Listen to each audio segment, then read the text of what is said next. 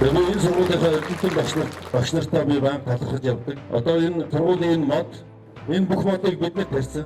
Би энэ модуудыг тарьсандаа багш ийм өндөр ургацсан. Манай яг гэвэл манай ангийн багш Ардан багш маань биологийн багш байсан.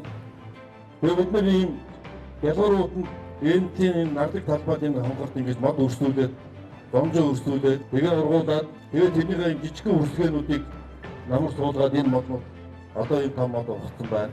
Тухайн үед та нар бол одоо ордгоо болсон зэрэгчдийн хичээл гэж байлаа. Бид нар автомат бүх 24 секундэд задлан тэргийн жагсаалын бэлтгэлийг төрнийхөнд цоноо хүндэглээ харуулж агсдаг штеп. Яг тэр алхаагаар бүгд алхах нь жагсаалын зэрэгийг тэгээ улсын хэмжээнд дүүлгэр шонхор гэж тэмцээн болно. Тэнд манай сургууль дандаа дээгүүрээ төрүүлдэг байлаа.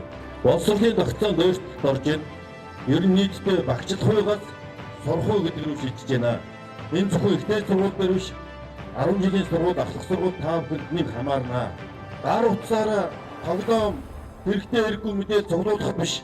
Илүү гүнзгий мэдлэг мэдээллийг одоо сурч боловсрохтой ашигладаг болооч. Энэ интернет хиймэл оюун ухаан энэ асар их боломжийг ашиглаач.